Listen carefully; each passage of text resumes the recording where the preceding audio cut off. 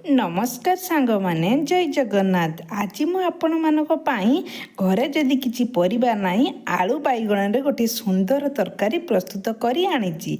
आशा करुच्ची एही रेसिपी आपण मानक भल लागियो। जदि भल लगे प्लीज मो चैनल को सब्सक्राइब कर दियंतु।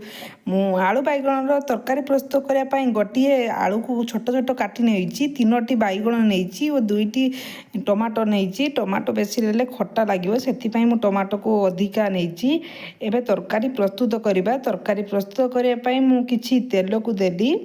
तेल गरम होला परे मु गोटा जीरा गोटे चामच देली। से मु अदा और रसुण छेंचा को देली। से सब देला परे मु हल्का तेल रे भाजी नेबी। रसुण को बेसी पुड़ीबे नाही, हल्का भाजी नेबे जेमिति रसुण रो बास्ना रहिबो सेही अनुसार भाजी नेबे। एबे सेथिरे मु काटी रखिथिबा टमाटो को सेथिरे देली। टमाटो देला परे मु भल्लो से रसुण सहित भल्लो से मिसेई देली मसाला और तेल सहित। देखंतु एबे सेथिरे स्वाद अनुसार लूण देली। टमाटो सिझिबा पाई मु भल्लो से लूण देई सेथिरे लूण देई देली। लूण देला परे मु भल्लो से गुळेई देली। आशा करूची आपण मानकु एही टमाटो आलू और बैगण रो तरकारी बहुत पसंद आसीबो। घरे निश्चय किछि परिबा नथले एही परि प्रस्तुत करी खांतु यार मजा नियंतु। देखिबे आपण मानकु बहुत पसंद आसीबो। एबे सेथिरे काटी रखिथिबा छोट छोट आलू को देली। आलू देला परे मु किछि हळदी गुंड को देली आवश्यक अनुसार। से सब देला परे भल से गुळेई देली।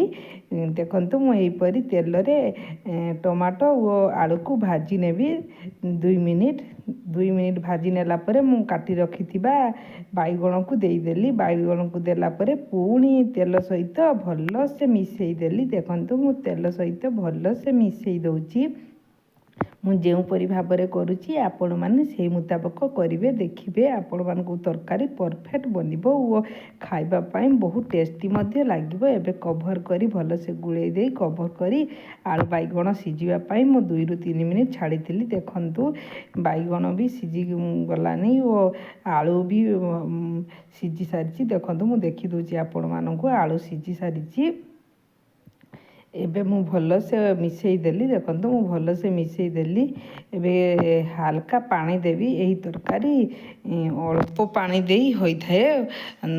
देखंतु मु अल्प पानी देली। किछि पानी देला परे मु भल से गुळेई देली।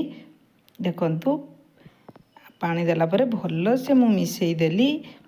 मिसेई सारिला परे मु तरकारी की फुटिबा पाई छाड़ीबी। देखो तरकारी फुटिबा पाई मु कवर करी आउ 2 मिनिट छाड़ीली। देखंतु एबे मु तरकारी रो लास्ट लुक देखि दउची। आपण माने देखियंतु आउ बेथि बाकी थिबा आलू भल से सिझी सारिची और बैगण भी भल से सिझाची। एही परी भल से गुळेई देबे।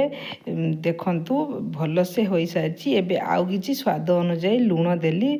लूण देला परे गोटिए आंबुल को देली। आंबुल देले ए तरकारी टिके खट्टालिया लागियो। टमाटो भी आमे दुईटी देइचे। आंबुल देले भी आहुरी टेस्टी लागियो। सेति पई मु आंबुल मध्य देली। आपण माने जदि आंबुल दुआ पाई चाहू नथिबे स्किप मध्य करि परिबे। आउ गोटिए टमाटो भी ऐड करि परिबे। से सब देला परे मु देखंतु भल से गुळेई देली।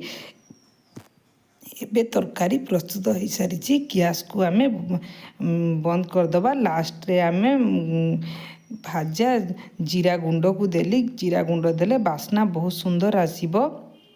तरकारी प्रस्तुत हो सारी। आशा करुच्ची यहीपरी घरे किछि नथिबा परिवारे यहीपरी सिंपल तरकारी घरे प्रस्तुत करंतु। देखिबे आपण माने 2टी रुटी बदल रे 4टी रुटी खाइबे। वो भात खाइबा पाई जदि इच्छा हो नथबो मागी मागी खाइबे। निश्चित यहीपरी ट्राई करंतु। आपण मानकर मतामत कमेंट बॉक्स रे शेयर करंतु। जदि मो चैनल ले नुआ अछंतु चैनल को जदि सब्सक्राइब करनांती प्लीज गला बेले मो चैनल को सब्सक्राइब कर दे जानतु।